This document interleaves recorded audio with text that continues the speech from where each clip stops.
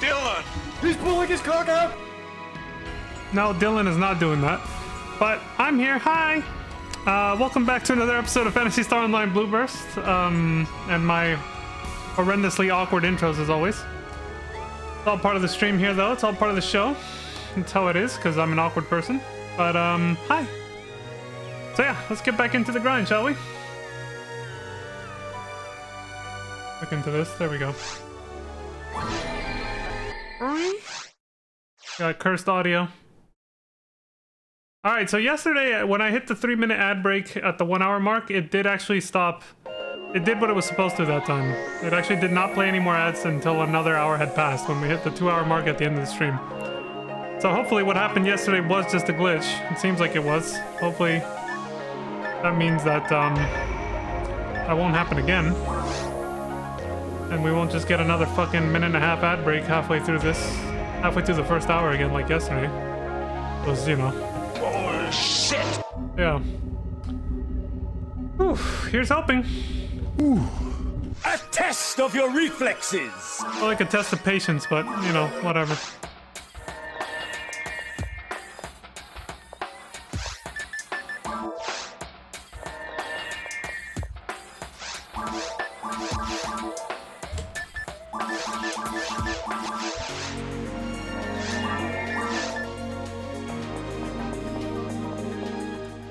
Put some shit away. Jack-o'-lanterns.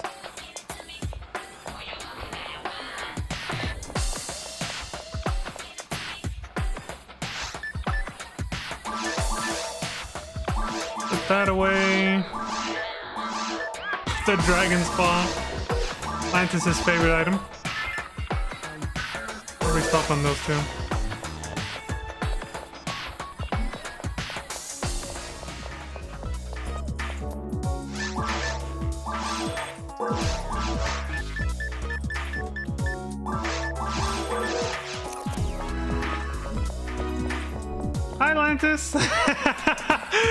Damn, she walked in on that. I totally didn't just say that was your favorite item. That was all in your imagination. Please don't point a gun at me. Well, now she's flipping me off. Atlantis, how could you? Oh shit. Here we go again. I'm sorry, Atlantis. I had to say it. I had to say it. I had to say stopping on the D. D's nuts. What? Bruh. What the fuck? What? I don't know, guys. Half the time, even I don't know what the fuck I'm talking about, but I just, you know, popcorn thoughts, reference, random things that I see throughout the day. In true, like, Tourette style sometimes, I don't know. That's all I can say. And it would just take too long to explain every random thought that pops into my head that I don't filter out before I say it. So I'm just gonna leave it at that. I don't know. But anyway, hi Lantis! Welcome to the stream. You have all of the fantasy streams going on tonight? Well, who else is streaming right now?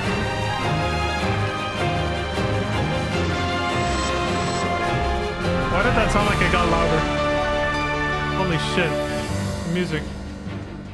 You got Dee Dee and June.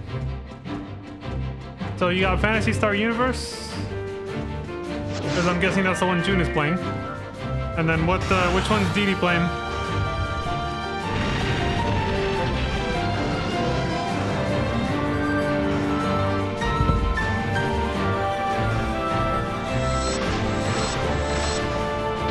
Dee Dee's doing cookie runs? Excellent. What does that entail? What do you have to kill? Or you just do a mission that has like a bunch of random mobs in it and you just farm the cookies? There we go. Volume's good now.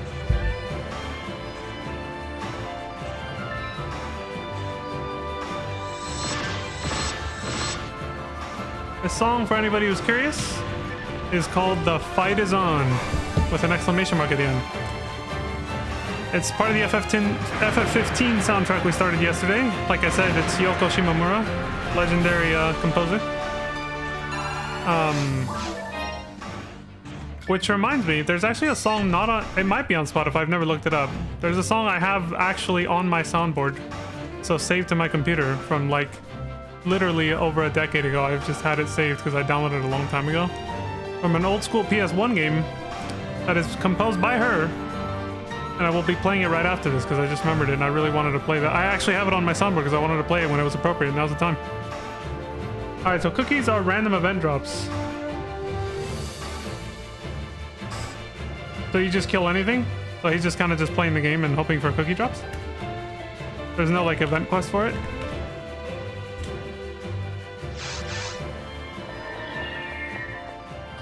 Because I'm playing this off my PC through the soundboard, I can't control the volume. So headphone warning. I have the limiter on Streamlabs, so it shouldn't... There's a limit to how loud it'll get, but it's gonna be loud, probably. Give me a second. And... Okay, there. Let me pause the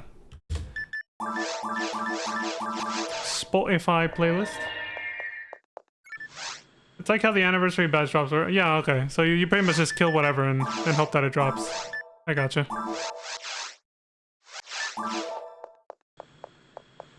So is he doing any particular mission?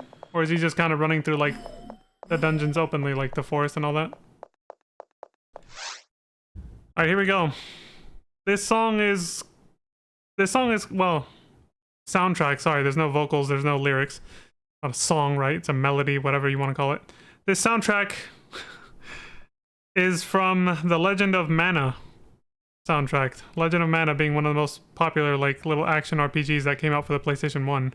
And the composer of that game was Yoko Shimomura. The name of this track in particular is called Pain the Universe.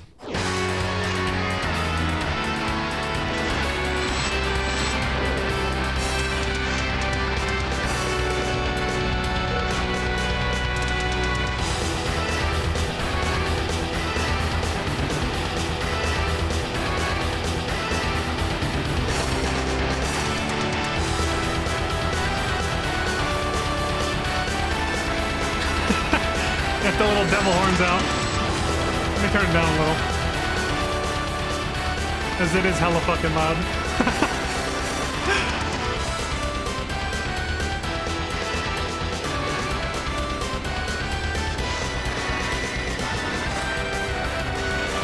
Legend of Mana is June's favorite game in the Mana franchise? Excellent.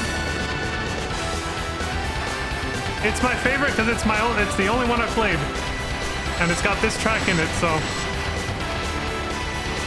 And man, I downloaded this track off of a random soundtrack distributing, video game soundtrack distributing website back in the 2000s. And I've had it with me ever since. I've passed it from one PC to the next since the 2000s. You know, the early days of the internet. When you could just Google shit and find random shady websites distributing music or pretty much anything. The Wild West era of the internet.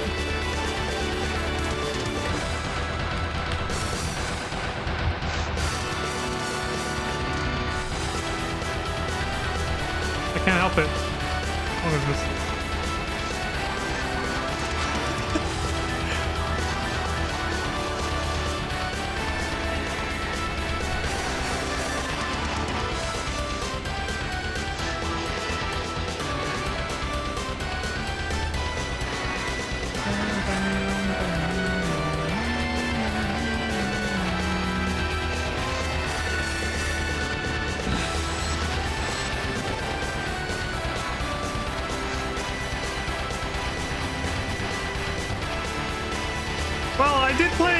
I did play another Mana game that came out on like the Game Boy Advance or something like that later on. It was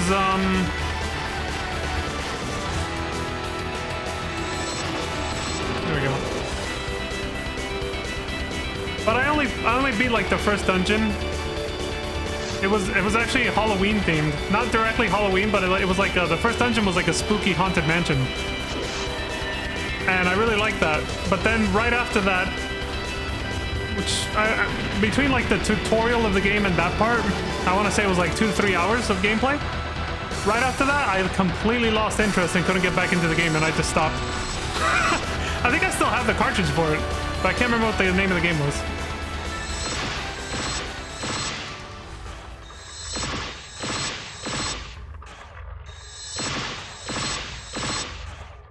Huh, my soundboard has that. What's up with that? My soundboard was saying there was 1:20 left of that when it faded out, and then it just stopped right after it faded out, so it's like... For some reason, my soundtrack thinks that track is longer than it actually is. Must be reading the file wrong. Let's give it an encore.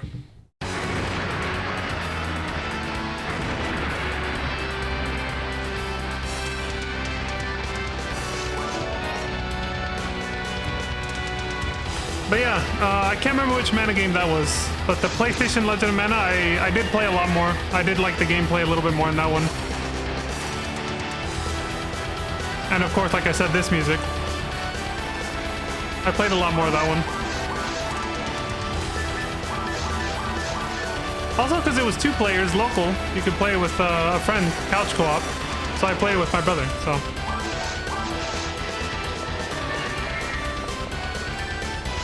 Heroes of Mana or Children of Mana? It might have been Heroes. If it was for Game Boy Advance, we can narrow it down that way.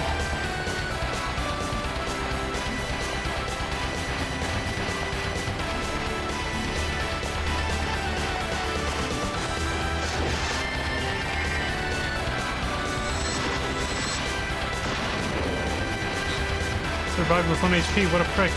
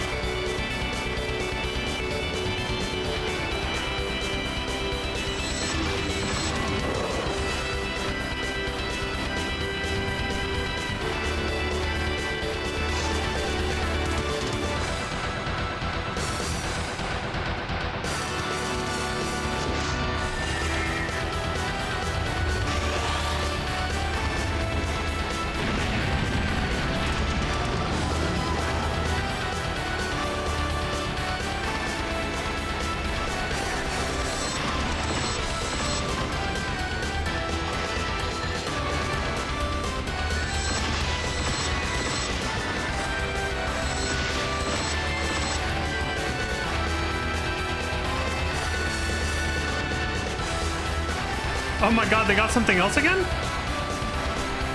Ooh, from yesterday or 2 days ago. Found an S parts version 2.01 from a guild chick. That's the same fucking thing they found last time. That same person.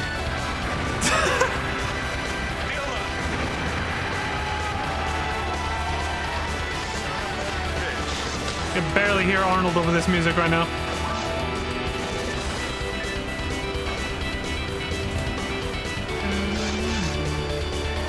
I knew it! In my mind, I was like, I think it was Sword of Mana, but I don't want to say out of, like, that could, you know, not be it. That's the one, 100%.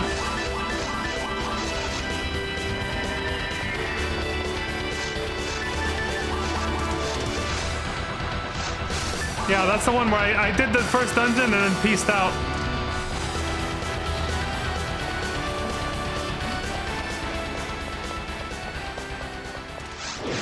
Oh, it's a remake of the very first Mana game called Adventure of Mana. Wow.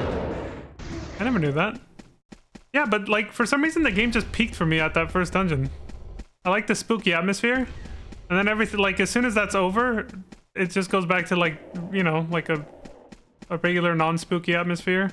And I don't know. I just felt mediocre from that point on and I was like, I'm done. And I even tried again. I came back like, I want to say a year or two later, I tried it again.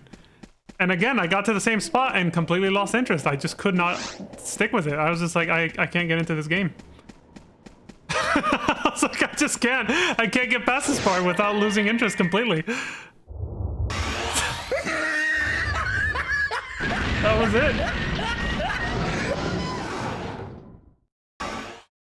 Alright, we'll do... Well, let's do one more. I mean, it's never gonna show up on my playlist again because it's not on the Spotify playlist. I'm playing it directly off my computer, so I'll just play one more time and then we'll get the fuck out of here. You played the game with your sister, so it had multiplayer? I think me and my brother had a link cable, but I don't know if you were actually able to play multiplayer on Game Boy Advance. I only remember being able to play multiplayer. Maybe we did, but I remember mostly being able to play it with the, I remember mostly just playing Legend of Mana co-op on PlayStation, but I don't remember the Game Boy Advance one too much.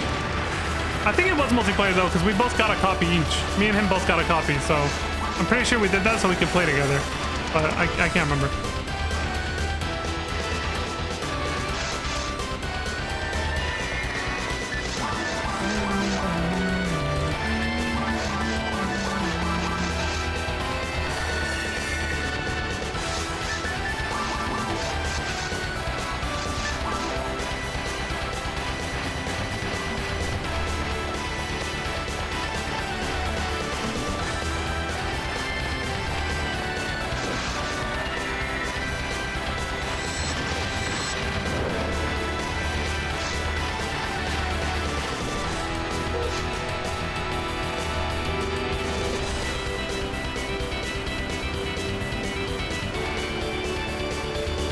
This music just makes you feel like you can take on any challenge, man. It's just like, hell yeah, let's go.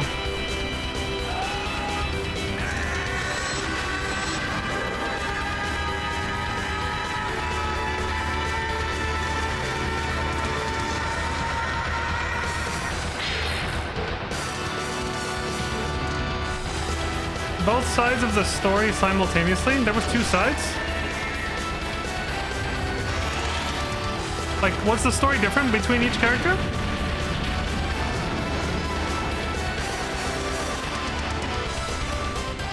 Might have to give that game another shot.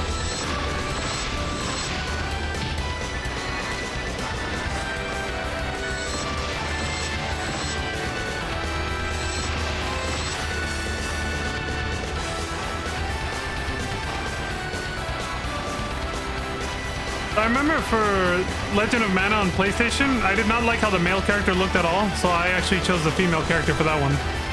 And that was way back before I was into like waifus and stuff. It was not even, I had nothing to do with that. That was like, I want to say it was pretty much pre-puberty days, maybe. I can't remember.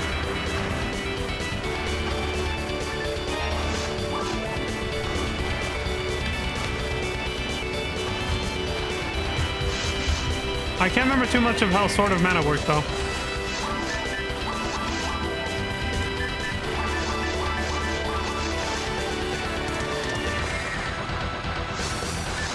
Arthritis! Because I made someone feel old by saying that, you know,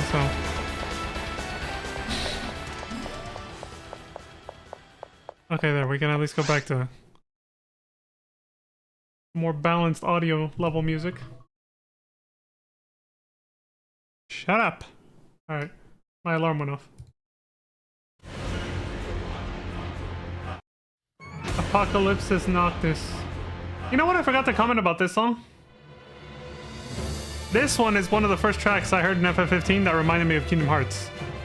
Like, Yoko Shimomura's musical style for Kingdom Hearts kind of comes out in this song. There's one more later that comes up that also does it, gives off Kingdom Hearts vibes. But yeah, this one definitely does that. Not this one, the one I was just playing.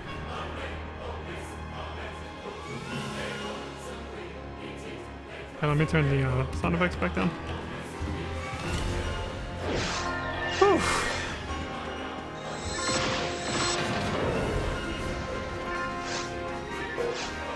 It's a trap vision. Sword of Mana has a similar story to Final Fantasy Adventure. Never heard of that game. With additional details and dialogue added. The player has the choice to follow the story of either the hero or the heroine instead of only the hero as in the original game. The two stories parallel each other and the two protagonists are often together. Oh, okay, so it's not like a completely different story route then. Like, yeah, because I remember, I think I tried the game as both characters at least once, and you still do the same like you still go to the same places in the same order, because that first dungeon is still in the same place and everything. That makes sense. Does it say if it was? Well, you said you played it with your sister, but did you guys play the Game Boy Advance one? Like, did you need a link cable to play co-op with that one? I can always look this up later, so it's not really that important, but I'm kind of wondering just, because I'm wondering if I did actually play with my brother like that, using a link cable.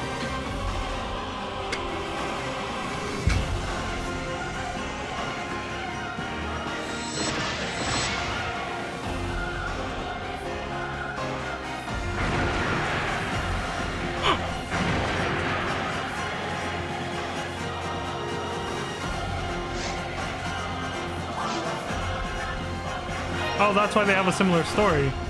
Because Sword of Mana is...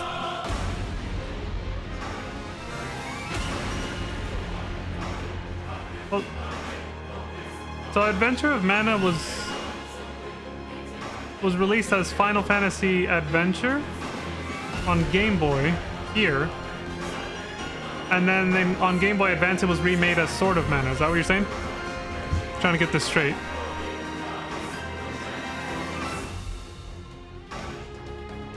A wildly different volume of the music, man.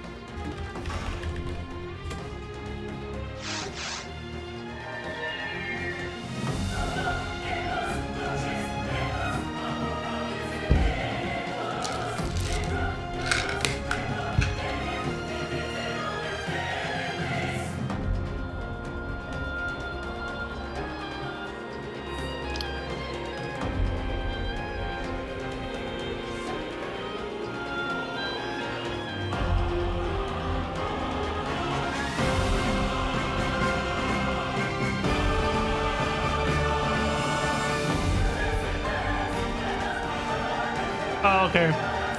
Playing side by side, watching each other and playing our own games at the same time. Yeah, then that's definitely what me and my brother did. I think we had the misconception that we were going to be able to actually play co-op. And then when we found out we couldn't, we did exactly what you just described. But we both lost interest at the same spot. He also, I think he went a little bit further than I did, but not much. He also didn't finish the game.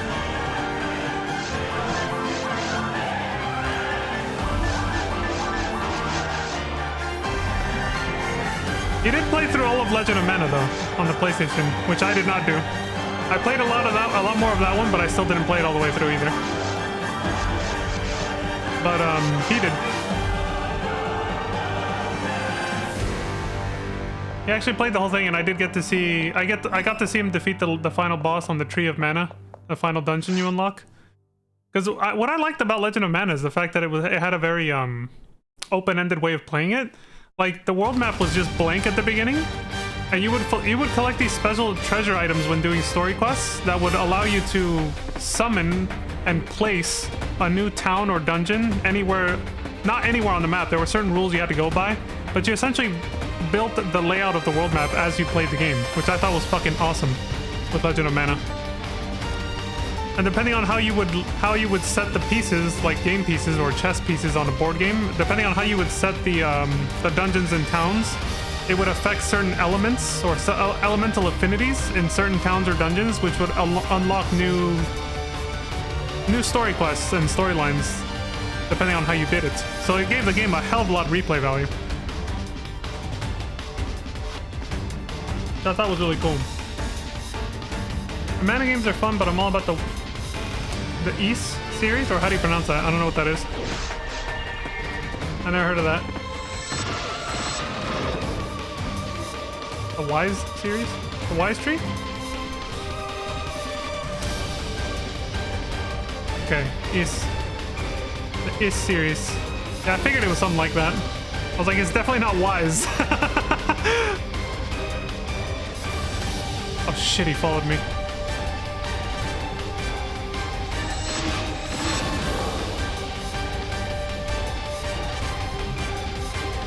East series. East.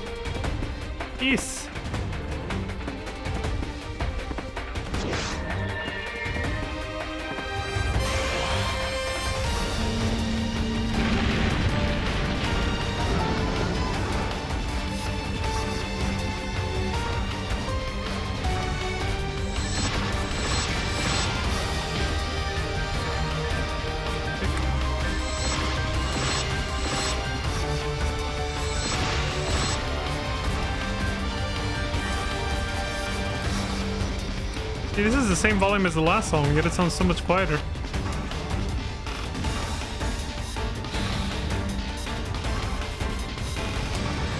I'm gonna guess that the East series is probably like another action RPG. Like the Mana series, maybe.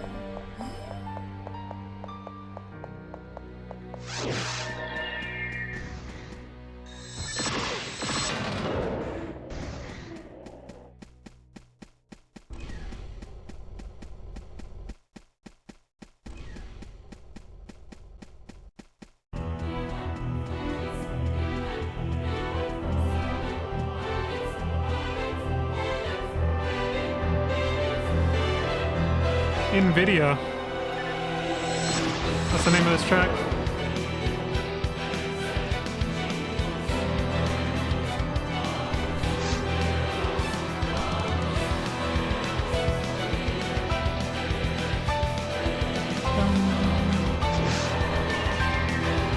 This is, I think, the other track. I think it's the piano here. Reminds me of like some of the tracks at the end of like Kingdom Hearts 2, like when you're in the between betwixt world, where the castle for the nobodies is. The world that's on the edge between it's basically the border between the world of light and the world of darkness or whatever.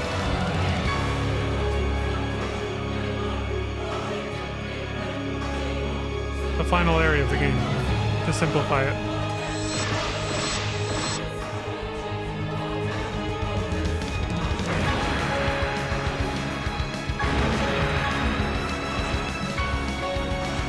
The first Mana game released in 1991. The first Is game released in 1987. So is it another action RPG or what is that?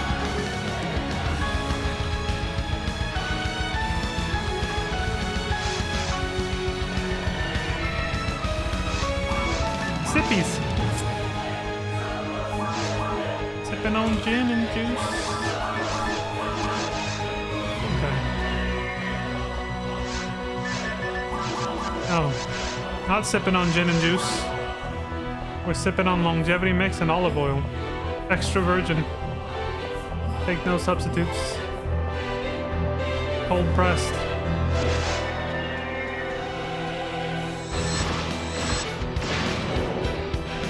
Imported from Bolivia. Polvo puro. Oh wait, no, that's cocaine.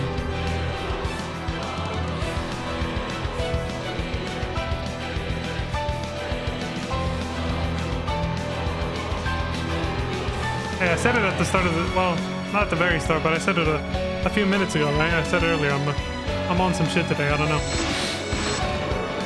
Random intrusive thoughts are just vomiting out of my mouth.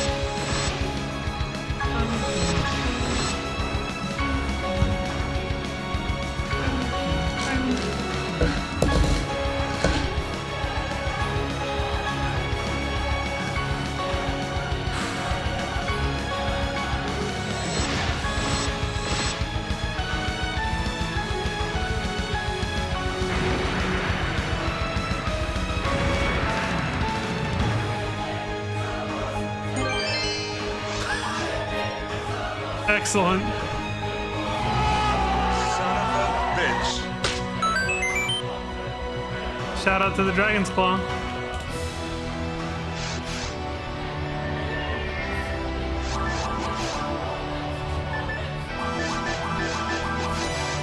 I don't have enough of them, I think. I need more.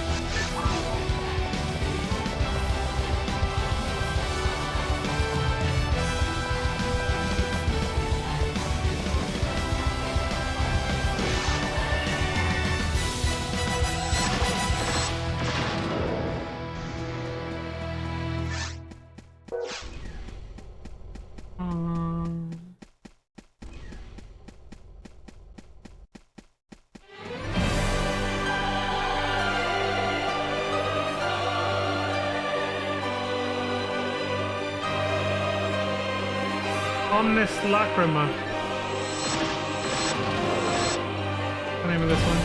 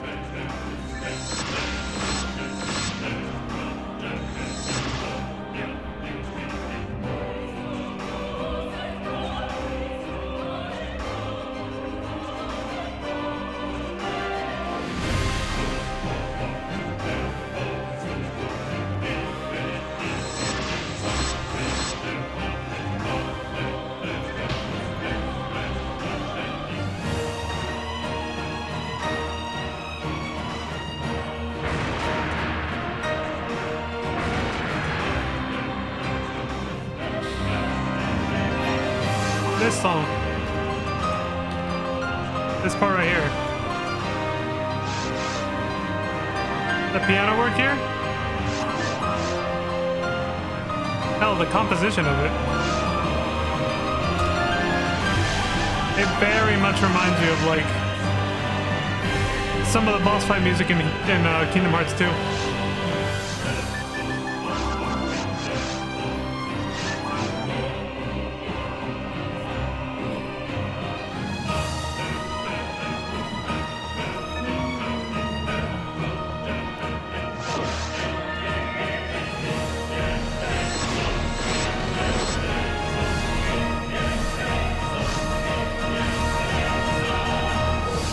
I think pretty much the reason that FF15 was originally being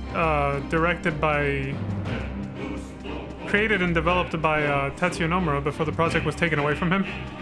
And the reason it has Yoko Shimomura as the composer is because at the time when FF15 was first entering development and then it got like announced and everything like that, the Kingdom Hearts series was popping off. Like it was, you know, had a pretty decent fan base when they were releasing all those well, people like to call them spin-offs, but they're all part of the main story, so I don't consider them spin-offs per se, but you know, the non-numbered titles. So I think that's why they got hired for FF15 basically. I don't know what happened, if Nomura like mismanaged it or something, but they just decided to take him off the project at some point, which left him bitter, and then it just became a half-finished mess after being in development hell way too long. So in the same vein, I think that FF16 was directed by and developed mostly by Yoshi P, because FF14 was popping off at the time. FF14 was popping off at the time that they decided to develop and announce FF16. Like FF14 was on the way up basically, and when 16 came out, 14 was pretty much at its peak too. So.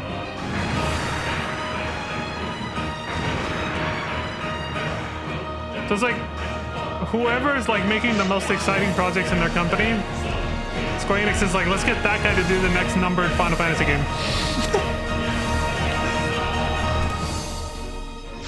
I dated a girl who was really into Kingdom Hearts. I watched her play through them, and still didn't understand what the hell was going on. Yeah, that's normal, Lantis, don't worry. That's completely normal. See, I've played all the games, like, Well, except Kingdom Hearts 3. I only played that once. But all the games leading up to Kingdom Hearts 3, I've played them like literally 3 or 4 times within the span of like 3 or 4 years. Like I did a once a year playthrough because they kept re-releasing them in different ways. So maybe it wasn't, but like the point is I played all of them a bunch of times, so I've had time to process how everything is connected, you know? Putting the fucking board with the pins and the rubber bands going this connects to this and this connects to that, you know, like, so I know how it all goes, but yeah, I understand though. I totally get it. If you ask me to explain it, I would have to like be like, listen, you're gonna have to give me like a time slot of at least 2 to 4 hours if I wanted to give a lecture on the whole story and how convoluted it is.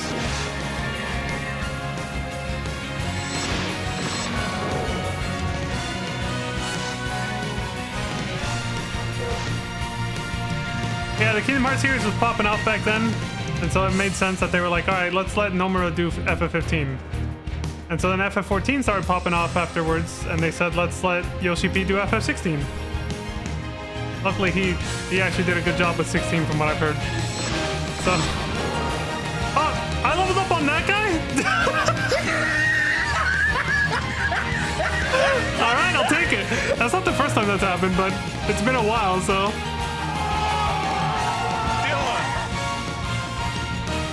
185. Son of a bitch. Can you imagine if we reached level 200 on that dude?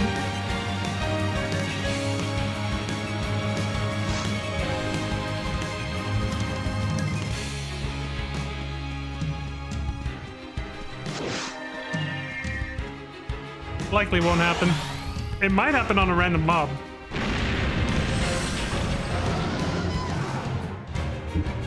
Which one though? I don't know.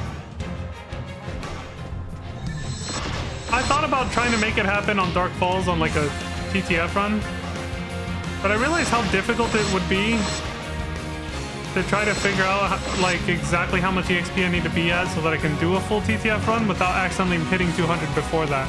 And I was like, you know what, fuck that, I'm not doing that.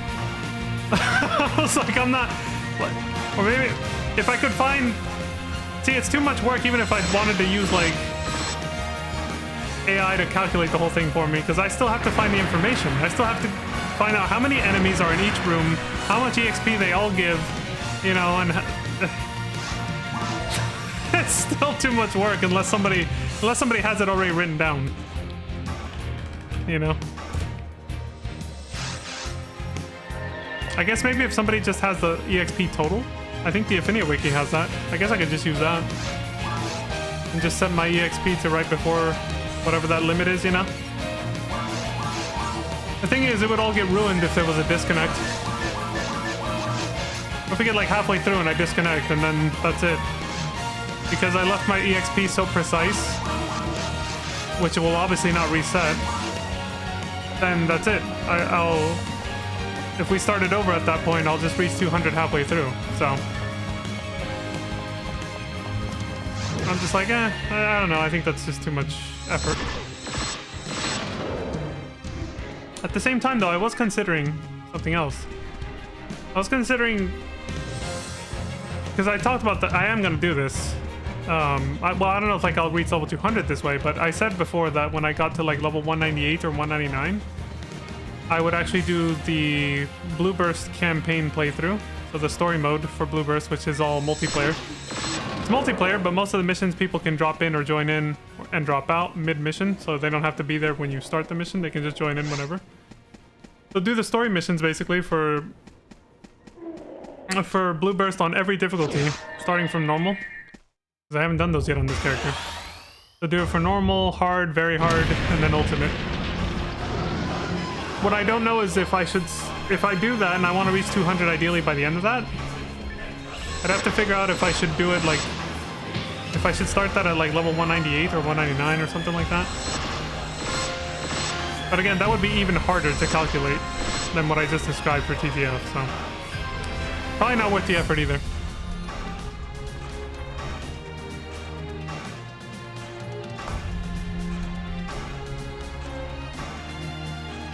Like, not worth the effort to try and calculate all that is what I mean.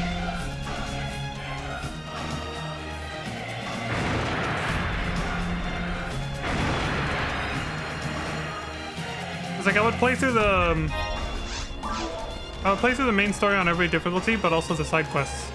Like the side quests at least are all completely finished on this character for normal, but do them all over again on hard, very hard, and then ultimate is what I mean.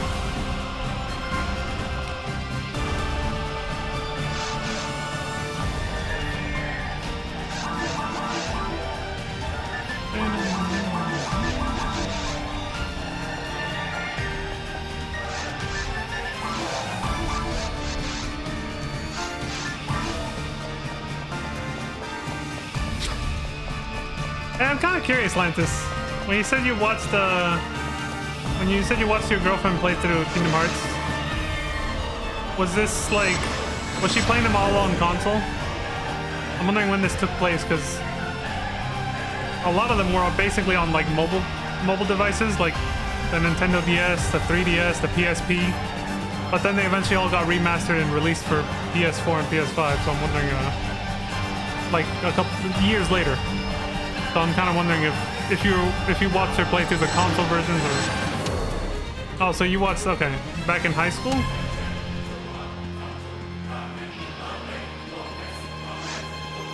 Considering how old we are, I think at that point there wasn't that many. There wasn't probably that many Kingdom Hearts games yet. Yeah.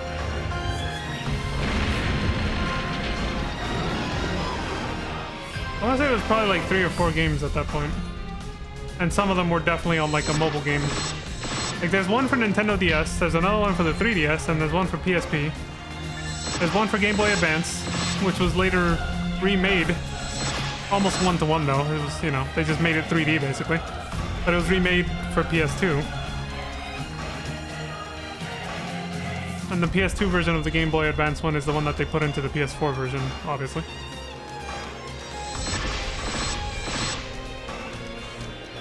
Yeah, once they ported them over to PS4, it was just a collection of all the games, basically. And then they just ported that over to... I don't think there's a PS5 version. You could just play the PS4 version of that on PS5. It's the same thing. Like, because all those games are literally PS2 and PSP Nintendo DS games. So it's like the PS5 can... The PS5 and PS4 can already run them at like peak performance and graphics. So it's, you know... Why have to do anything? Like, there's no touch-up work needed or anything, you know? But they also created that collection, they also ported it over to PC like a year or two ago. Very recently. And then they released Kingdom Hearts 3 on PC at the same time. But before that, it was exclusively for PlayStation, that whole franchise. They just barely ported them all over to PC recently. The Nintendo DS game and... Oh, sorry, there was 2 Nintendo DS games. Yeah, I forgot about that other one. Both of those, though, are just... They just play as movies. Which is comfy. Really long-ass movies. But it's, you know, it's comfy to just kind of sit back and watch. So that's actually how I showed it to my ex-girlfriend. She had no idea about the Kingdom Hearts series. And then we played through the entire collection, start to finish. The collections that came out. So she watched me play through them, and she loved it. I don't know how much she actually understood what was going on, but I know she loved it. At least. This was about 10 years ago. 9 to 10 years ago. I can't believe it's been that long.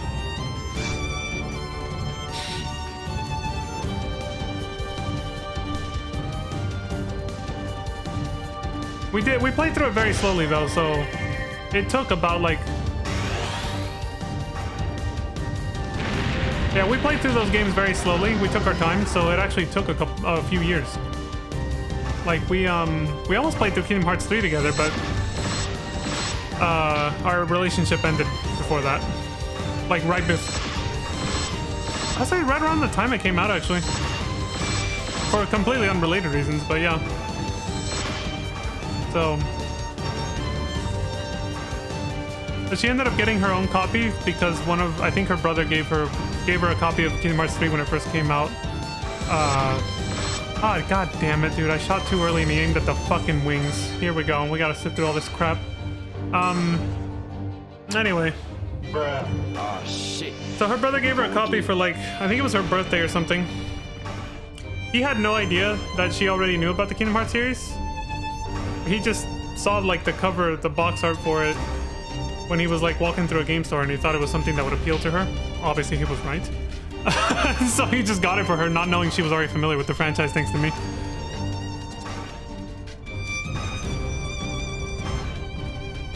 So I remember when she told me her thoughts on the first game, like after we had played through a few of the games.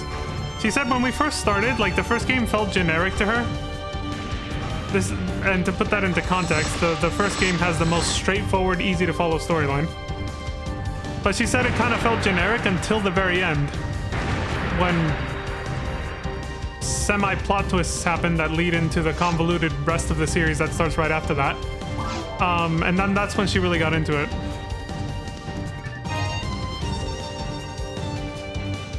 The only Kingdom Hearts games that were out when we were together were 1, 2, and Chain of Memories. Okay, yeah, that's what I thought. I was like, there was only like 3 games out if you're talking high school, yeah.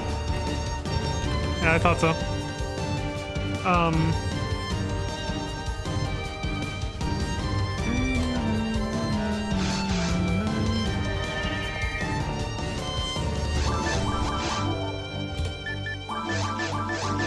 I still actually don't even have a grasp of the whole story before Kingdom Hearts 3 because I remember there was this...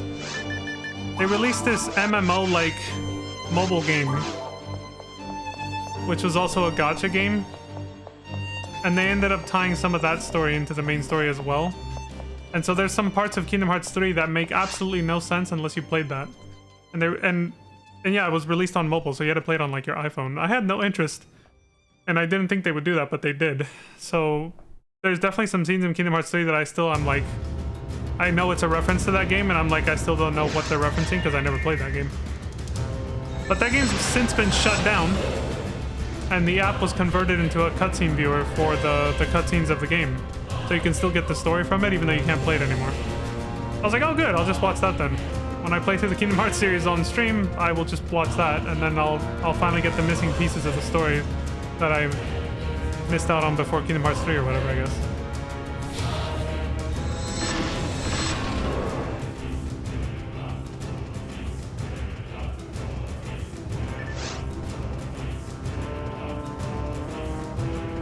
I'll just watch the cutscene simulator app.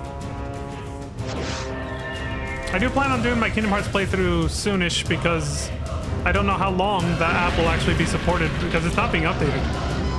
They just turned it into a cutscene simulator and left it, so eventually it's gonna become, even if it's just a simple app to watch cutscenes, I feel like eventually it's gonna become incompatible with like iPhone software as it continues to update, and then I won't be able to watch them.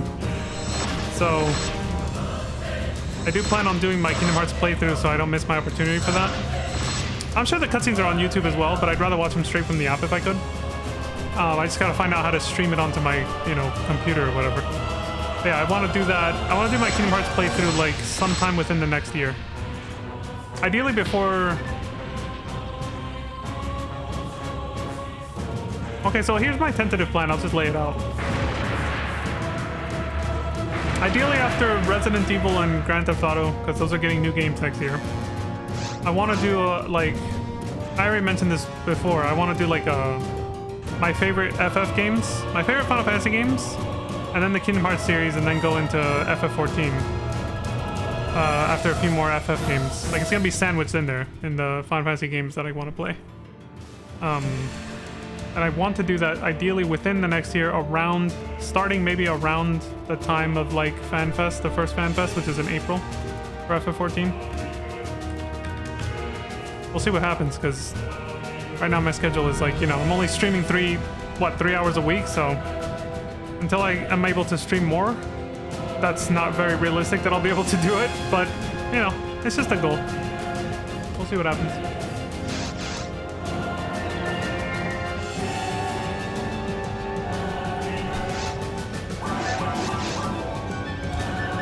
What's with the shrug?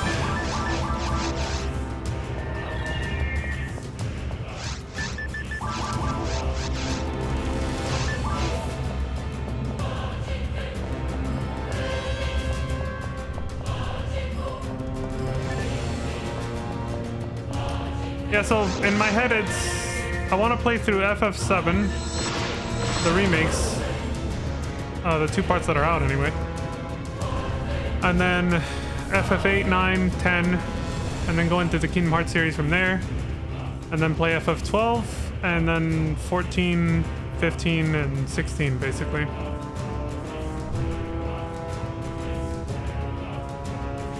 But I want to finish the, I want to do a Resident Evil marathon first, in the lead up to Resident Evil 9 in February. And then I'll probably do a Grand Theft Auto marathon after that, for the lead up to Grand Theft Auto 6 at the end of May. And then I'll probably do that. Yeah. It's all tentative, it's all subject to change. We'll see how it goes.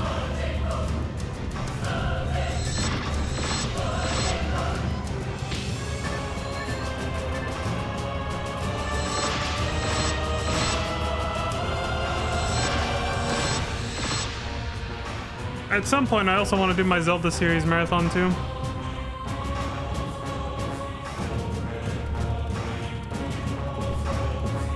I've been wanting to play, yeah, I've been wanting to play through the Zelda franchise for a while. I have fond memories of, I'm sure a lot of people do, this is nothing original, but fond memories of Ocarina of Time and Majora's Mask. I really want to get that on stream. I want to go down a nostalgic, like, trip down memory lane.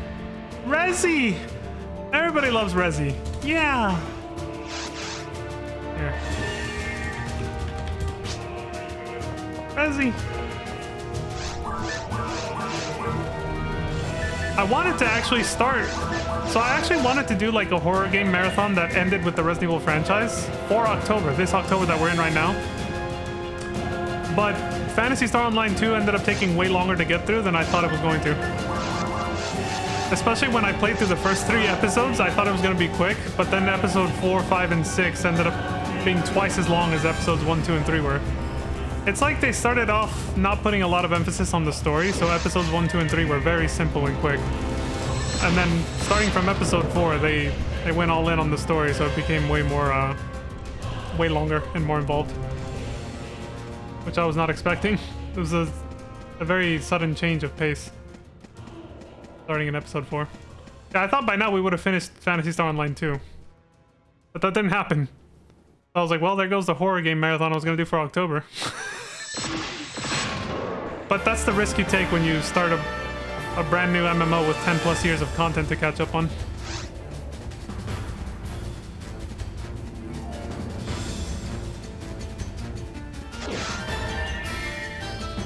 That alone is why I think my FF14 marathon by itself is going to take us all the way until like 8.0 releases, the next expansion. Because most people are speculating it's going to be in early 2027. And the reason they're speculating early 2027, because they always release the next expansion after the 3 FanFests come and go. So they always do the American... You know, the American Fan Fest, North America, and then they do Europe, and then they do Japan for the last one. Each one, they release more and more information about the next expansion. So since Japan's the last one, after that one, usually like, I want to say 5 to 6 months after that last Fan Fest, they usually release the next expansion. That's what they've done in the past. And it's very consistent, a very consistent schedule. Japan Fan Fest next year is going to be in like October or November. But the reason people think that the expansion will launch only 2 or 3 months after that, instead of the usual like 5 to 6 months or more, is because the director Yoshi P left a little, when he was talking about this, and he made a written message talking about this, about the FanFest. He said that please don't, like, it was like a little PS at the bottom where he said, I know what some people might be thinking, and please don't worry, it's not gonna, like, it won't take us that long to like release something. He said it in a very cryptic way for some reason. Like he didn't want to directly say, which is why this is speculation. He said they were going to release something sooner than most people think. That's it. So is he referring to the Ultimate that got delayed from this last patch? Or is he referring to the next expansion not taking too long after the last FanFest? Nobody fucking knows, because that's how they always do it. For the entire time that FF14 has been live, they never set a date on things until they're absolutely sure. Like, until the last minute, let's just put it that way. They never actually tell you exactly what date a patch or an expansion is coming out until it's like literally just a couple days away, or even a week or two maybe, which frustrates a lot of players, because a lot of players have to ask, they work jobs where they have to ask time off like months in advance, so then they can't even do it because they never say when they're releasing a patch until it's like 5 days. Like, oh, it pisses off a lot of people, but they continue to do it. So yeah, people are, just because of that little cryptic message of we're gonna release that one thing we're not gonna say really soon, I swear. Just because of that, people are speculating that he's referring to the next expansion releasing shortly after Japan Fan Fest. So people think it's gonna be in like January or February of 2027. I'm not getting my hopes up that it's gonna be that early. I think people will be setting themselves up for disappointment if they go with that assumption as if it's concrete, you know? You're just setting yourself up for disappointment. Don't do that.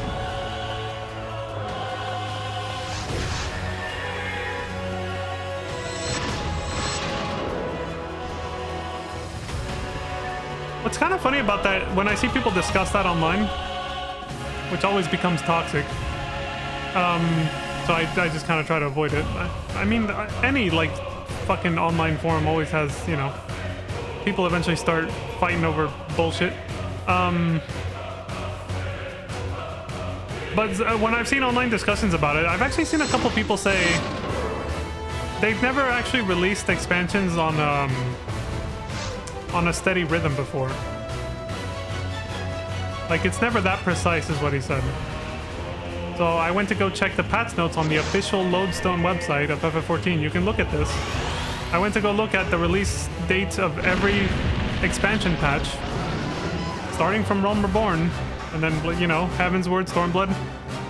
Like, almost every single one is literally the same length apart to the day. I was like, this guy literally has no idea what the hell he's talking about. Like, I can't remember what the rhythm is, like once every 2 years or something like that, but it was consistent. Like, it was almost every single expansion was released in, like, within the same exact month as the last one. I was like, he has no idea what he's talking about. I was like, the evidence is right there on the website, dude. They've always been that consistent and precise with the release dates of expansions. They don't announce them till the last second, but they were still consistent. I was like, what is this guy talking about? They only started becoming less consistent when COVID hit. We need to take a page out of Japan's book and just close the office on release day so everyone can stay home and play? Hell yeah. That's the way to be. Can you imagine if you worked at a place where you just... Like, imagine you're not an FF14 player and you just decided to go, oh, we're back on the FF14 soundtrack, the Stormblood. Yeah. Imagine you're not an FF14 player and you show up to work and the door's closed and everything's locked down, and you look at the window outside the office and there's a little post-it note that says closed for FF14 expansion Wednesday. And you're like, what the fuck is FF14? But like, the company you work for is like, the owners and shit are all into it, so they do that, you know? That'd be hella fucking funny.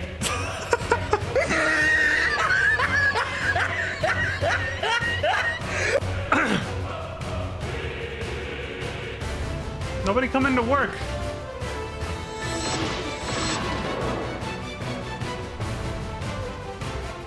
The company owners and managers are all taking a day off for FF14. Everybody gets 2 weeks off.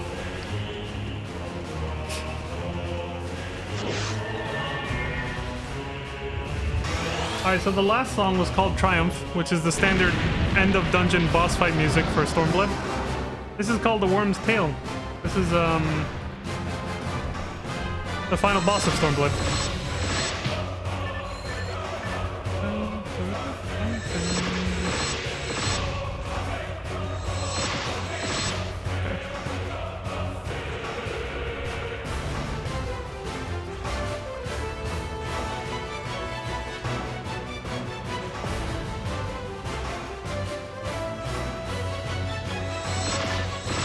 That was almost too soon. I gotta be careful there.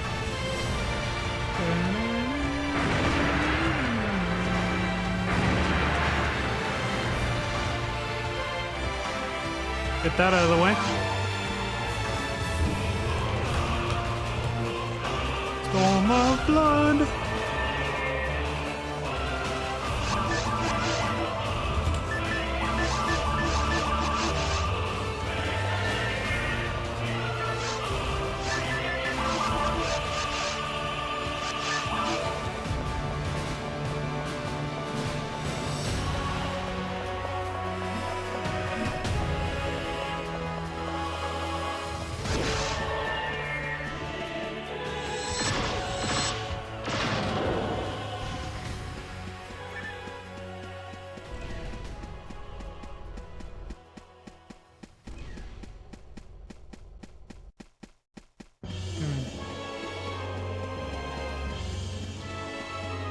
The post-game raids.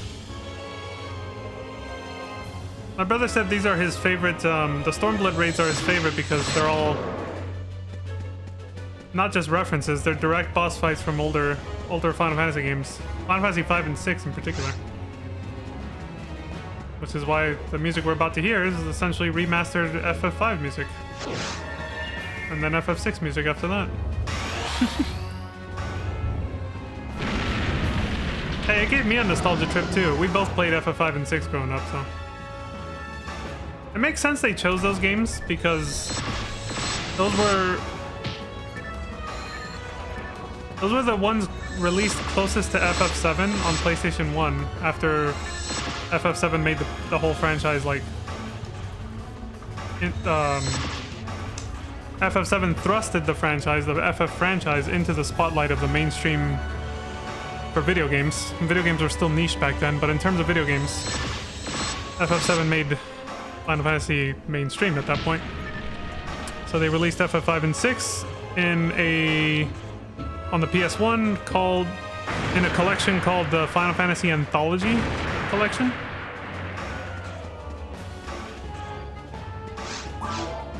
So those are outside of FF7. 5 and 6 are like the next two that most Westerners are most familiar with, basically. That's, you know, probably why they chose to reference those two games in these raids.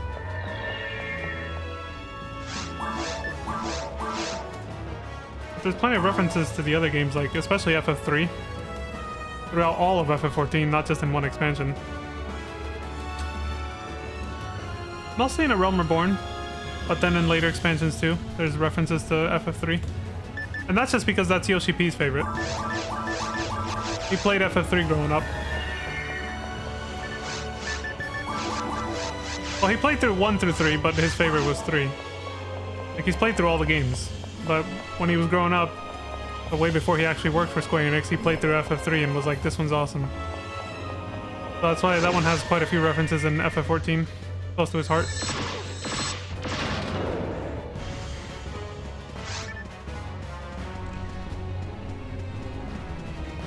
FF7 was not your first FF? You're a minority, yeah. It was definitely the first for most people outside of Japan. You have the OG NES cartridge. That's pretty cool.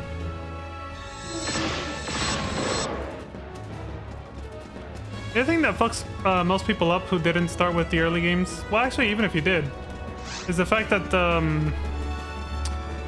Final Fantasy 2 and 3 on this NES and Super Nintendo, I know 3 came out on Super Nintendo, are not actually Final Fantasy 2 and 3. They're like 3 is actually 6, and 2 is I think it might be 4. Yeah, I think Final Fantasy 2 and 3 in the West for the Super Nintendo are basically FF4 and 6, not the actual FF2 and 3 from the NES. But FF1 is actually FF1 for the NES. That fucks a lot of people up.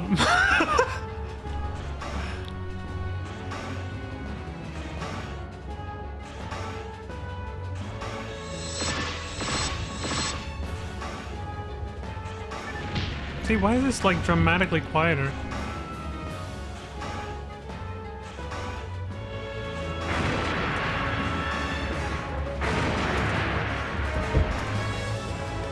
same album and everything. It's just like, what the hell did they do with the audio balancing? Luckily, this is not a problem in the actual game. It's only on Spotify where this is an issue. Audio balancing is perfect in the actual game. You don't have to be adjusting your volume because there's a song that's too quiet or something. That's one thing nobody... Yeah, like nobody ever complains about with FF14, even in recent times that it's like semi-gone downhill. I've never heard anybody complain about the soundtrack and the audio mixing and balancing, nothing. Like, that's always perfect. Like, Soken does his job right. I think whatever the new main theme song, I guess, or one of the new main theme songs that plays for Dawn Trail, people, yeah, they don't like it or whatever. But that's it. But nobody says, oh, the sound quality's bad for the music. No, nothing. Nothing like that. They still like the song, but I think that's just because they don't like the story and the expansion as a whole. Even though I've avoided as many spoilers as possible, people have made it obvious. It's just like this one character they don't like. For Dawn Trail, I mean. And that's kind of it. That's all I ever hear, really.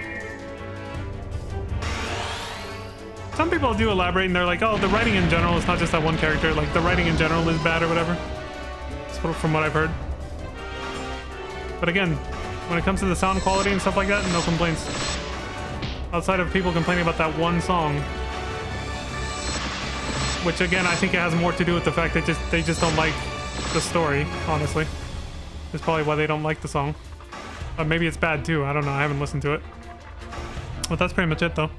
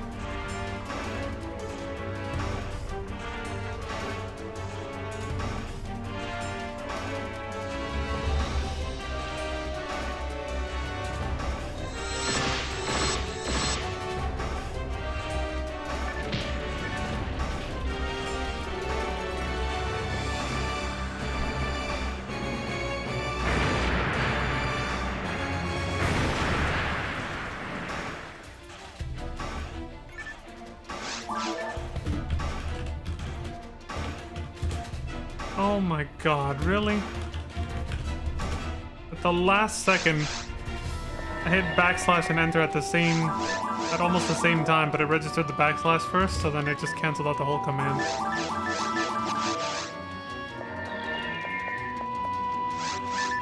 That was, Dude, bullshit. Yeah. You got it, Jacob. That was one of the games I was planning on replaying, too. For the October like horror game marathon I had planned. I wanted to revisit the Quarry. That shit was a good time, man. I also want to replay it with the alternate costumes I never used. That came with the pre-order or collector's edition or whatever the fuck that I got. The games I had planned, which maybe I'll just do it next October, I guess, were and this is mostly the order I had them planned in too. I wanted to start off light and then go a little heavy in terms of horror. I wanted to start with I think the best games for this kind of thing are also those like interactive movie drama type games. So I wanted to start with like Heavy Rain, basically. Maybe go with like Heavy Rain and then do like the Quantic stuff, you know? And then go into like Until Dawn and games like those afterwards. Go through that franchise. So it would be Heavy Rain, Beyond Two Souls, which I forgot existed for the longest time. Even though I 100%ed it and got the platinum, I still forgot it existed a couple years later. I don't know how. And then, you know, Detroit Become Human. And then I was gonna play like Until Dawn, maybe some of the other like lesser known games from the same studio that did Until Dawn. And then finish with The Quarry. And then I was gonna go into Eternal Darkness, actually. I wanna play that. And then go into the Resident Evil franchise after that, basically.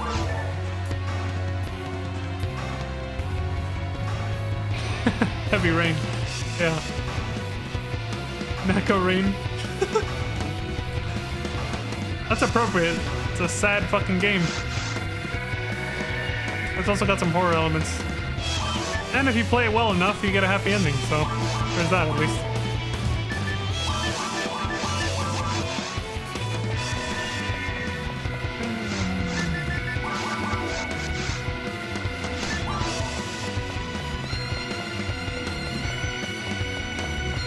Out of the three main games that Quantic has released, that is definitely the easiest and most forgiving one. Beyond Two Souls has a couple bullshit moments. And then Detroit Become Human is like... keeping everyone alive on your very first playthrough is a challenge.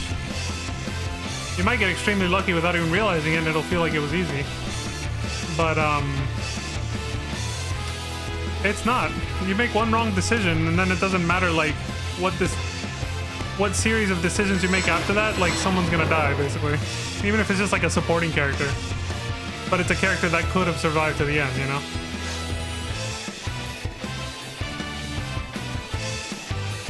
Even if it's not one of the main characters, that's what I'm saying.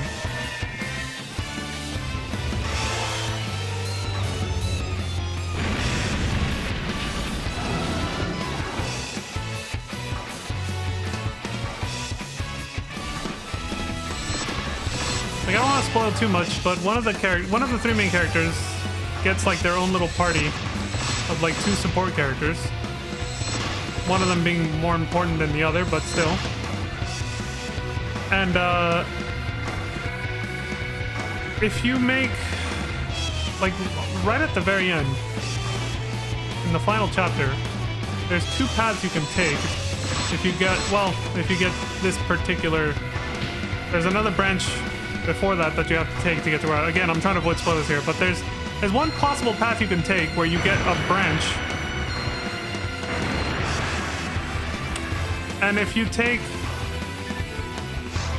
the wrong branch, it guarantees that one of the characters is gonna die, but whatever choice you make in the moment when there's danger decides which of those characters dies, but one of them has to die no matter what, as I found out on later playthroughs, basically. And the fucked up thing about that, as if that wasn't bad enough, is you end up going down that path if you do the quote-unquote right thing. If you're a good moral person and you do something really nice for an NPC, you go down that path where you end up having to lose a character. You actually have to be an asshole to avoid that path. Which is why it gets a lot of people, actually. Press X to Sean! Yeah. See, I still know how to go, Sean! Until Dawn was a kick-ass game? Hell yeah, Lantis. And that's not Quantic Realm, that's a different company. But so what I'm about to say doesn't apply. Like, it's not like I just said Until Dawn, or sorry, I just said Detroit Become Human was very difficult, whatever. Until Dawn is another game, but made by a completely different company. It's one of those interactive movie games, like same style, where it's really hard to make everyone survive till the very end on your very first playthrough. Like, it's almost guaranteed you're not going to do it, like no matter who you are. And the reason for that is because they decided some of the most crucial mechanics to survive certain encounters in Until Dawn require you to not move the controller because they decided to use the stupid motion sensor in the PS4 controller, which is programmed horribly. And so even I tested this back then when I played it. Even if you turn off vibration so the controller's not shaking in your hands, and you set it down on the desk where it's impossible for the controller to move, you can actually fail the mechanic because it's programmed that badly. So you can literally just lose a character even if it's like, even if you did everything right. Like, it's that bad. And they made the entire like final scene be completely dependent on that character, on that mechanic. So you can get everyone alive to the very end and then lose like 80% of the fucking cast right at the final scene because of that one mechanic in Until Dawn. Other than that, awesome. Awesome game, awesome first playthrough. That last part just maybe kind of ruins it for some people, but the rest of the game is fucking awesome. We played it as a group of 6 and got the ending where everyone survived. There you go. I'm glad that didn't happen to you. My brother got the Phantasy Star tabletop game earlier. Oh, isn't that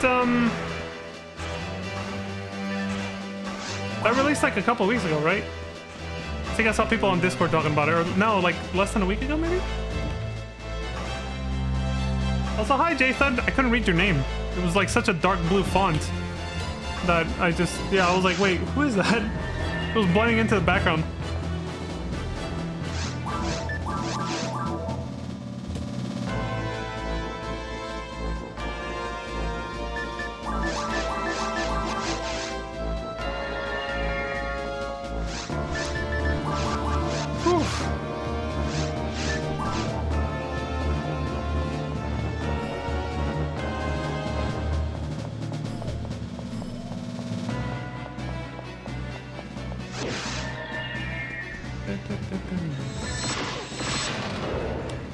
I can't remember if you can play Until Dawn with the PlayStation Move controller too.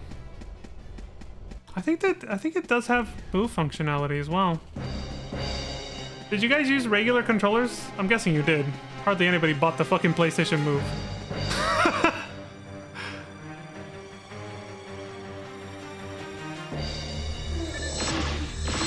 Oh yeah, we're in the FF Tactics version of the FF14 soundtrack. Let's see how I said earlier, you almost can't, like... Actually, no, what I was talking about was more the FF12 soundtrack, never mind. But Soken did a great job at remastering the FF Tactics soundtrack as well for 14. But just, yeah, just like with FF12, you can hardly even tell the difference. Like, you hear this and it almost sounds like you're actually playing FF Tactics music. It sounds almost identical.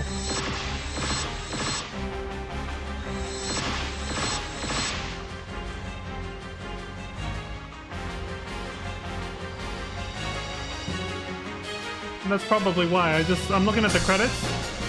This one has Hitoshi Sakimoto as the arranger, which I think might be I think that's the name of the composer of the Tactics music, so they actually work together to remaster these tracks for FF14.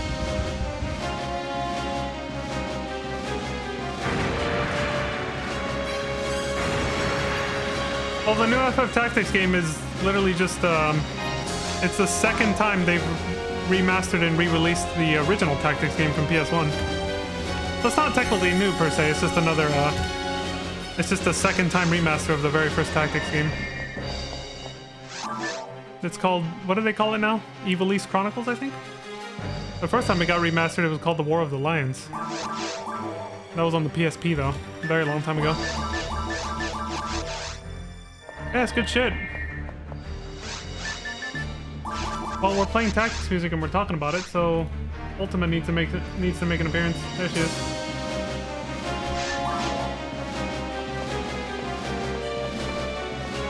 They got voice acting? Thank God. I don't even think War of the Lions got voice acting. That's pretty cool.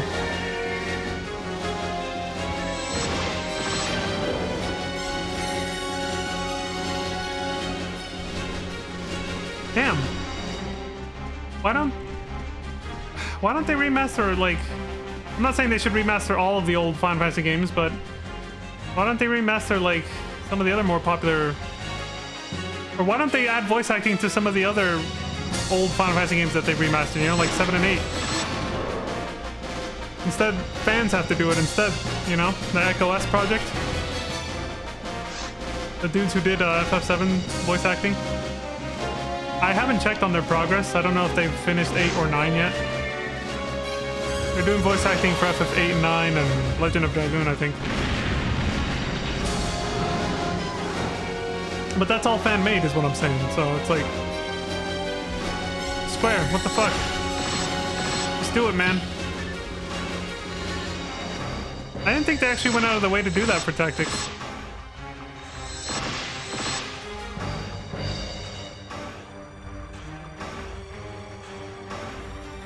That's pretty sweet, man. That's pretty sweet. I'm trying to picture what Ramza sounds like, man. Oh yeah, but hold on. I watched a little gameplay on it, and I also see indie developers are making a spiritual successor to Parasite Eve called Parasite Mutant. Yeah, that game has its fan base. Pretty hardcore fan base that's still alive to this day, despite the fact that it only got 2 games. They really want it. Well, no, it did get technically more, but most of the fans of the first 2 games don't like to talk about the... What was it called? Third birthday or whatever? The one that might as well just be called blatant... completely blatant and not subtle at all fan service game with that one shower scene. That has like actual... I mean, it almost sounds like porn music, dude. It has like little quiet moans too. It's just like he's just taking a shower. Yes, I played Parasite Eve 2, and I loved it. It was like Resident Evil turned into an RPG, an action RPG sort of. Though it still had that like semi-turn-based vibe, because it was very slow. It was slowish, but not too slow. The combat. It was like mixing Final Fantasy and Resident Evil together. It was really fucking fun. And so I wanted to try Parasite Eve 1 after that, because we rented this on PS2, or sorry, on PS1 way back in the day. We rented it. Played through it, me and my brother, multiple times. We loved it. I wanted to try Parasite Eve 1, which only now, decades later, I've heard is the one people like more. People seem to like the first one better more. And I was playing through it. I played through like the first little section of it, but then it would just stop working because the disc was too scratched up because it was a rental and people didn't take care of, you know, the fucking games they rented. So the disc was just too scratched and I couldn't get past like the intro basically of the game. I was only able to play a very little bit of it. It was sad. I could have played through the entirety of Parasite Eve 1, but no. Scratch disc didn't let me. And I never got the money to buy it back then either, so I just kind of let it go. I was like, well, I guess I can't play the first one. Oh well. I just kind of moved on.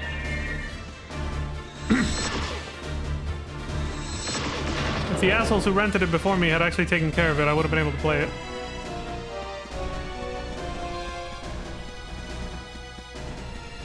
But yeah, even that fan base is a little divided too, because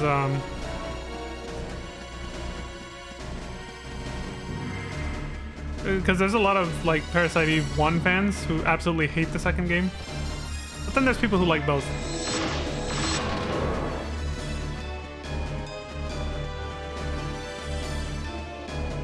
You found a cheap way to play? Yeah, I am still kind of... I do want to... Like, because I've even seen a streamer who talks about it and has played it a few times. I've avoided watching them play through the first one because I actually low-key do still want to try playing it myself, yeah.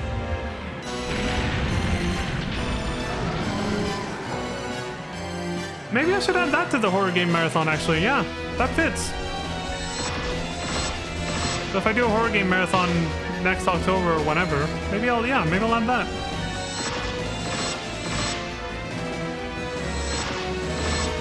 Just give me an idea. Thank you, Jathan. Oh yeah, Lantis, if you're still there. Wait, I didn't finish taking his health down? Oops.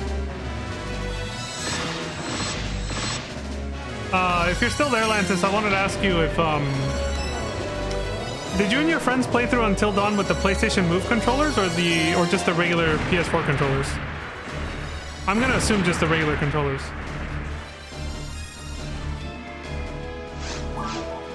But I'm kind of curious which ones you guys used.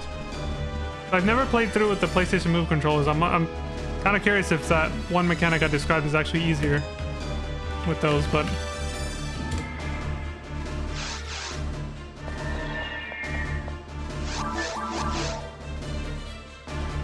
Exactly. Thank you, Lantis. Yeah, that's literally what I said earlier.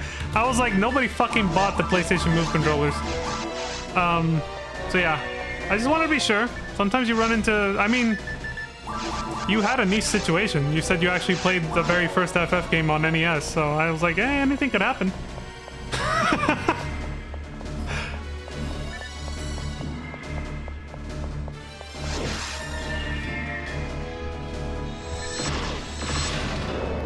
You know, those people are out there. There's people with very niche circumstances sometimes.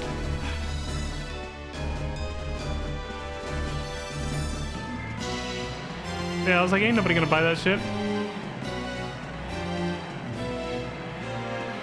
Yeah, the Nintendo Wii.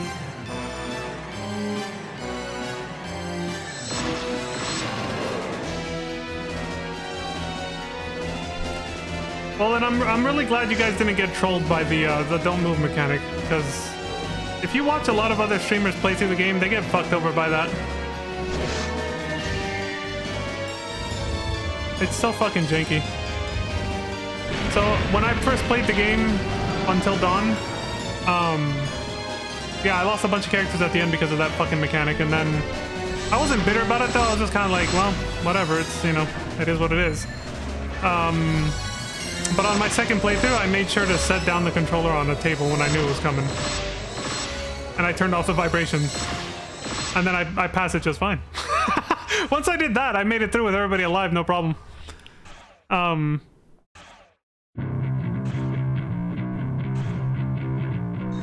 like I said, even one or two times, luckily it was only during the tutorial phase where nobody can die, it still failed even though I set it down on the fucking table. I was like, dude, what is up with this jank-ass mechanic? Fuck, if I'd gotten close, I would have killed him.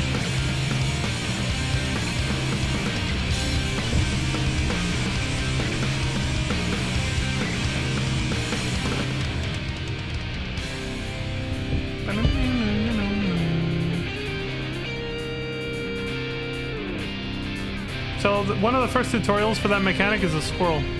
I think it's one of the characters tries to give a little acorn to a squirrel, and you have to hold the controller still so that the squirrel doesn't get scared off.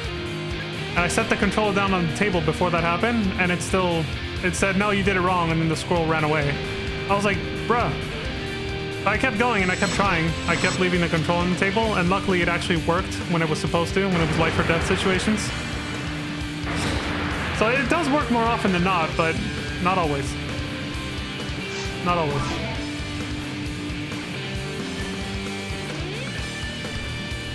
Fuck that Wendigo. Did you ever like replay the game and lose some characters to that mechanic too? Or are you just saying fuck it because it's like you just don't like the way it looks, the Wendigo?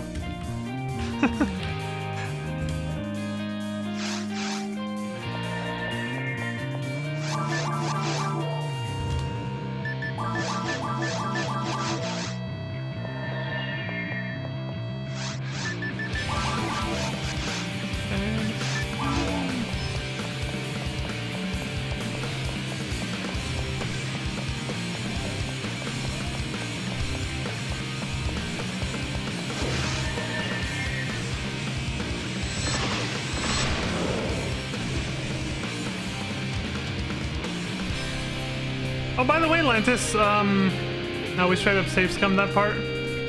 Oh, okay, so you did get killed. Alright. I thought you made it sound like you guys actually survived until the very end or something. Like on the very first try. So I was like, damn, you really got that lucky with that mechanic? And see, that's what I'm talking about. That's what most streamers who, like, I've watched do a first time playthrough of the game, yeah, they'll end up doing the same thing, because it leaves a sour taste in your mouth when you get everybody you get everybody to the end alive and then lose them to a stupid jank-ass mechanic like that.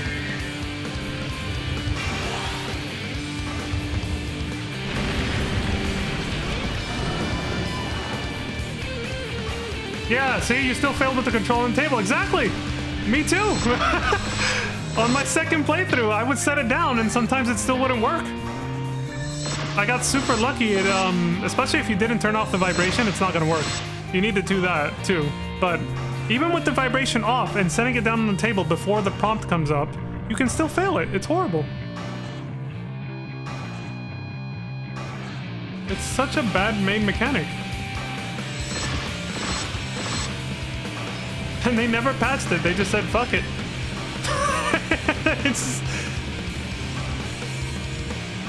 They never gave you like an alternate way to do that mechanic. So,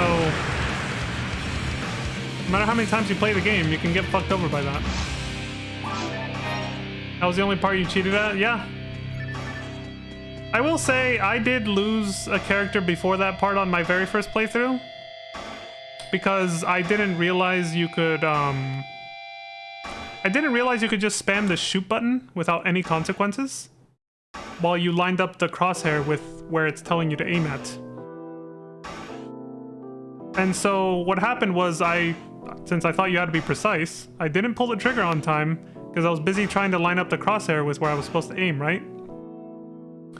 But just like what happened with my first Quarry playthrough, which actually I did stream and it's on my YouTube, I pulled the trigger where I swear to God I still had time to, and it just didn't count. It just dropped the input, and so then the character died. I was literally, again, I wasn't a streamer back then, but it was the same reaction I had when it happened to me on the Quarry. I was like, what? Like, excuse me? I pulled the fucking trigger on time, but I didn't. I decided to just let it go, and I just finished the rest of the game anyway. But on my second playthrough, I was like, maybe I can just spam it. And then, yeah, I realized you could just keep pulling the trigger until you line up the crosshair, and then you'll never fail like that. There's no consequence. And the Quarry is the exact same way, by the way. You have infinite ammo in those scenes where you have to shoot. So you can just keep shooting until you line up the crosshair. It doesn't even shake the gun that much. So you can just keep spam shooting until you hit the fucking monster, and you're fine. It's literally the same thing.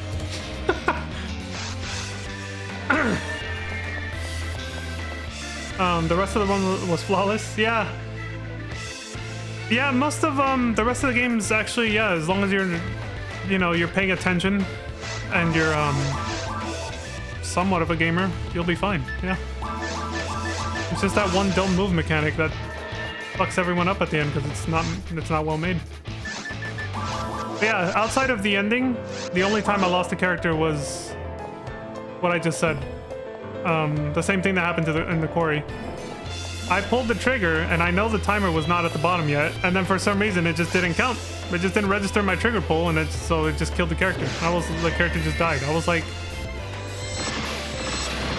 that was stupid. I pulled it on time. What the fuck?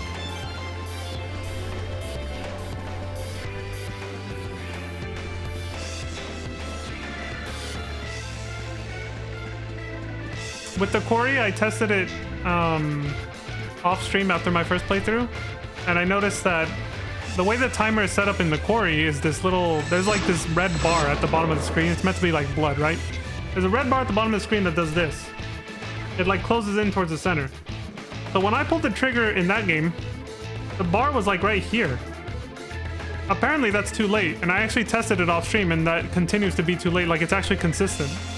Like, you think you have until the bar finishes disappearing completely? No. It's once it's already here, it's already too late. It doesn't matter if you pull the trigger anymore. It's actually like false advertising. So I never tested it with Until Dawn years before that, but I think it might be the same thing. If the timer gets too low but not completely empty, even if you pull the trigger, it's already too late. Like, it's less time than the game makes you think, basically. Like, you have less time to shoot than you think, is what I'm getting at. I know that's the case with the Corey, but I never actually tested it for Until Dawn. A false sense of security, yeah. I was like, dude. Yeah, I reloaded the scene in the Quarry. After I finished my first playthrough. Off stream, I reloaded it and I was like, let me test this. And yeah, I waited till the bar was like right there and I pulled the trigger, didn't count. Character got killed again. I was like, I fucking knew it.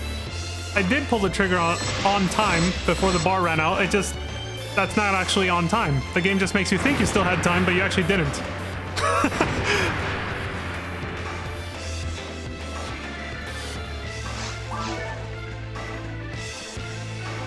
But something the Quarry did that's kind of fucked up that Until Dawn didn't do, at least, is the Quarry makes you also think that you have to wait until the monster is really close to you before you should shoot. They literally tell you in the tutorial that if you shoot from far away, your bullets are less effective. Everybody found out it doesn't matter what distance they are. As long as one single shotgun pellet hits the enemy, you win.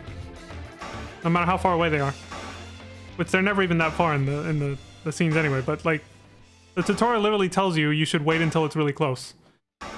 You never have to do that. You can literally just spam shoot when the monster's far away and you'll win every time. Everybody's tested it and it works 100% of the time. So everybody, once they tested it, realized the developers literally just debated everybody.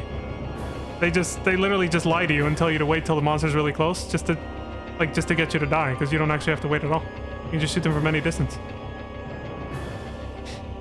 Like, why would you do that as a developer? Like, they purposely trolled their players.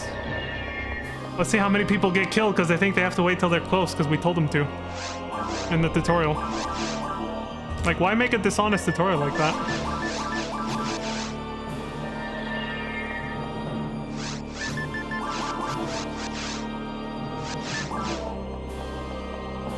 Because 99% of the time, if you wait for the monster to get close, you're gonna die. You're not gonna pull the trigger in time.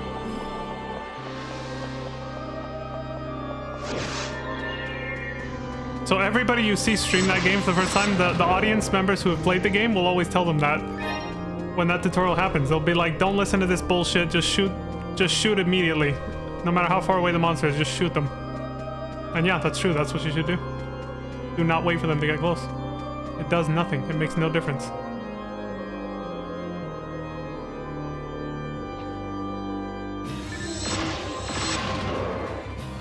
The only difference it makes is it puts you at heavy risk of dying.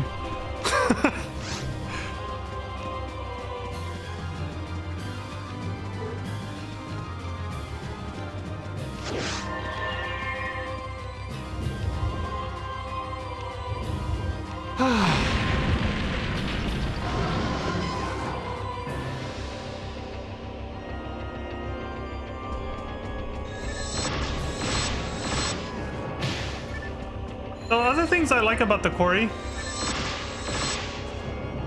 it's definitely like a high budget game compared to, like, after the success of Until Dawn, they went all out with this one, because like, one of the other features I really liked is that you can make like a movie mode. So the game, so you just watch it as if it's a movie, you don't actually play it at all. But we were thinking, okay, well, what decisions is the AI gonna make for each character, right? Like, how is every character gonna act if you do that? Like, what are you actually gonna see happen, since there's so many different paths and so many different endings? Well, you can set up parameters for the RNG for every single character. So you can actually set every character to be, like, they get different traits, like how smart they are, how clumsy they are, different traits like that. They all get like 4 or 5. And then you can just set each one to high or low or medium for all the characters, and then hit start. So ideally what I wanted to do was that, aside from doing like a regular playthrough, I actually did want to do a watch through where I set all the parameters random. So I think there's like 4 different options for each parameter. I was gonna go down the list of each parameter for all characters and assign a completely random one using a dice roll or something. Like, do a dice roll of 1 through 4, you know, get ChatGPT to do it. Pick a random number between 1 through 4, and then just pick whatever option it comes up. Like if it says 3, I'll pick option 3 for that trait, and then do it again for every single trait for all the characters, and then just hit go and see what happens. Just watch the chaos unfold and See who dies and who doesn't, basically. I thought that would be a pretty fun experiment to do. I've been sitting on that since my first playthrough, too. It's a long-ass game, though. So, like, even watching it in, like, movie mode, where a lot of the walking sections are completely cut out. Like, it just skips them. The characters will just skip to where they need to be. Even like that, it still takes, like, a solid 6 hours. Minimum, I think. The game goes that long. It's a long-ass game. Like, you have to set aside a whole day for it. For one playthrough.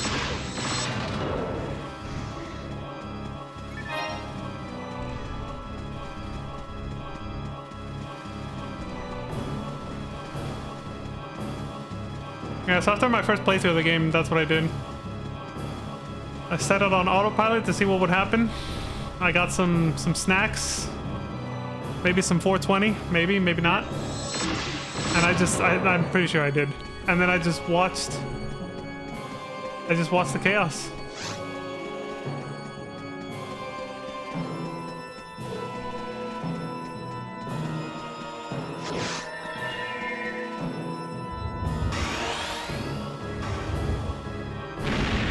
I'm gonna get ready for bed now.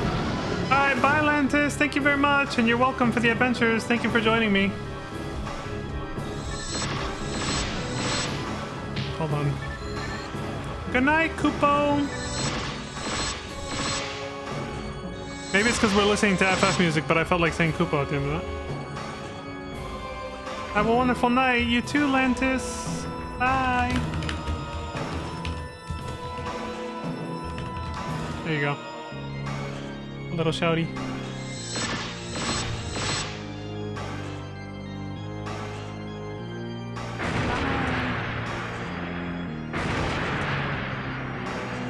You're welcome, Lantis.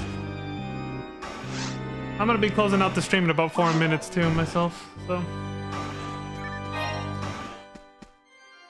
not gonna be a solid 2 hours this time because I actually do have to get ready for vacay tomorrow. I mean, I made the announcement yesterday, but I'm going out on a small little vacation tomorrow, and I won't be back till Saturday. But I won't be streaming again till Monday anyway, so I might as well just say I won't be back till Monday. So yeah. No stream tomorrow or Friday. Or Saturday, since I usually do Saturday all the way to Saturday when EXP week is going on, right?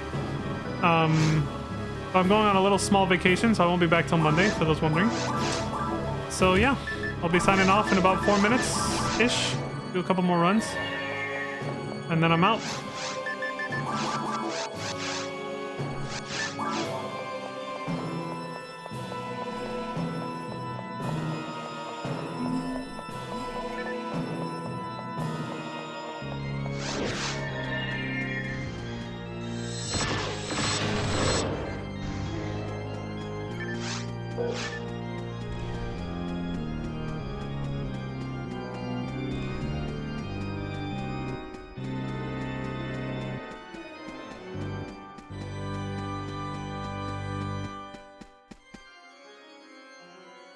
Whew.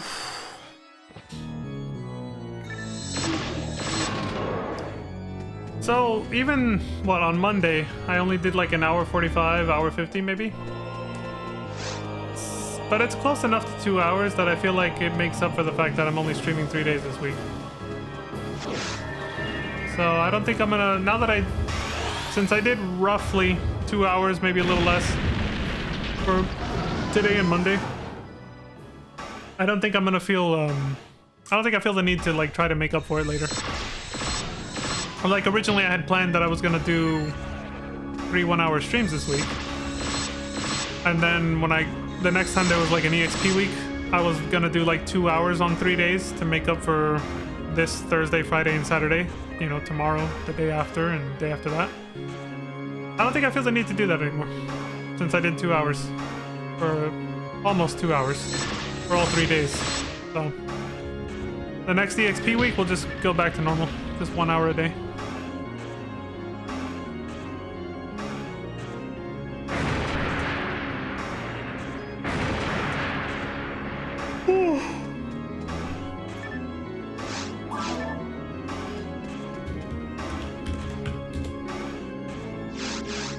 I'll do one more run and then I'm out. Last one. So I got a bunch of shit I gotta take care of right before bed. And then tomorrow I'm out of here. It came out hella weird. I couldn't decide if I was gonna say outie or just, you know, out of here, and then it just kinda outa. Came out weird.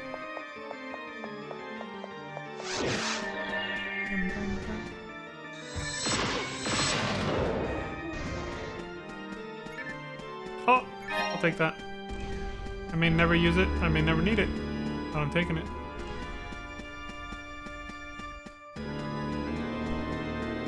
I always thought materials were like the hardest thing ever to get.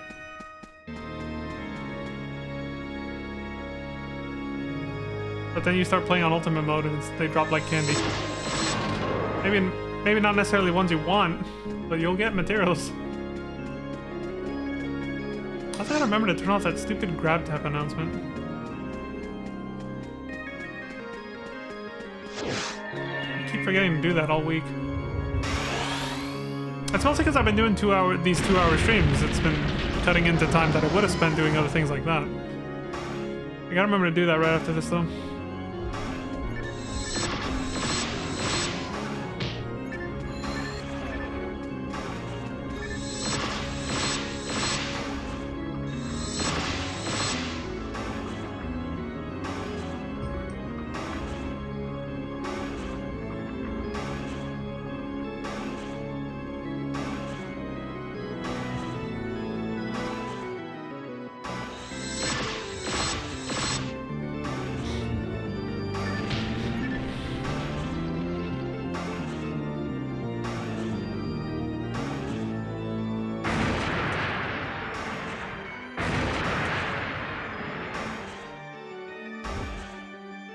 We're gonna send this out in style.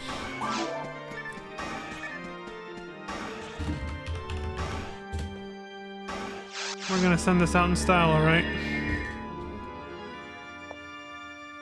Go ahead and say goodbye, Vaughn.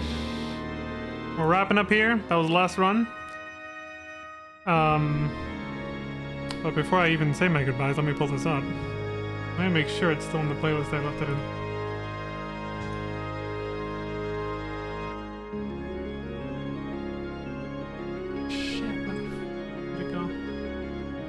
Let me find it real quick.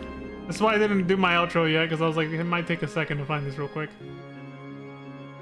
Maybe it's in favorites?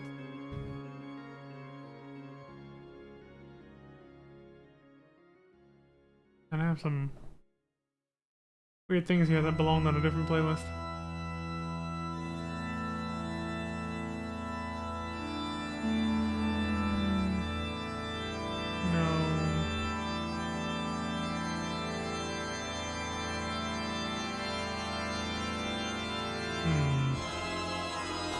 And I put it on a very specific spot.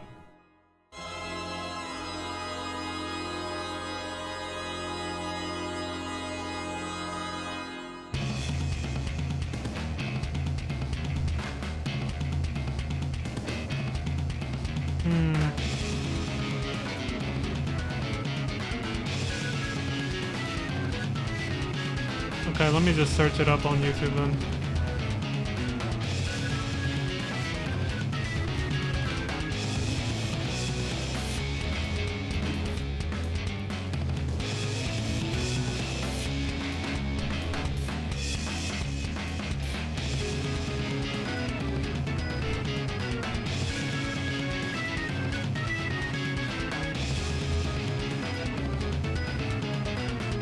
Oh, that's why.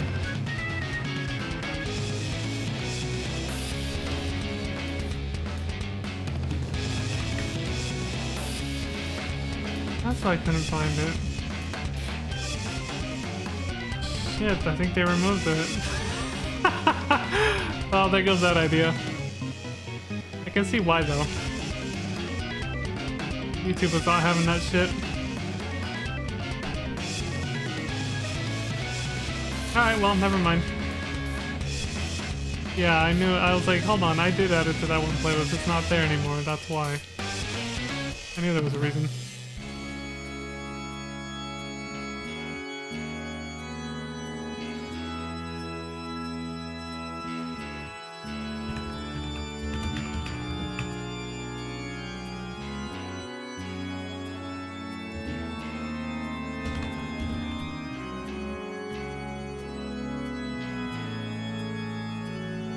What is the... How come it appears on Google, but it doesn't appear on YouTube? This is strange.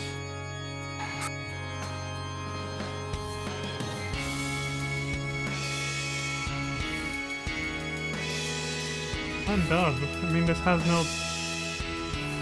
This doesn't have any talking anyway.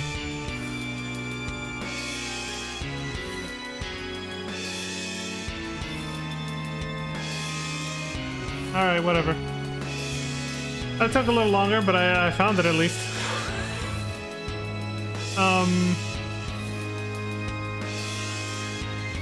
Let me save it to miscellaneous. But I'm pretty sure the last time I found it was from a different uploader. Same scene though, it should work. Alright. Glad that's taken care of. So like I said, thank you very much for watching, y'all. I appreciate the support across Twitch, YouTube, and any other platform that this ends up on.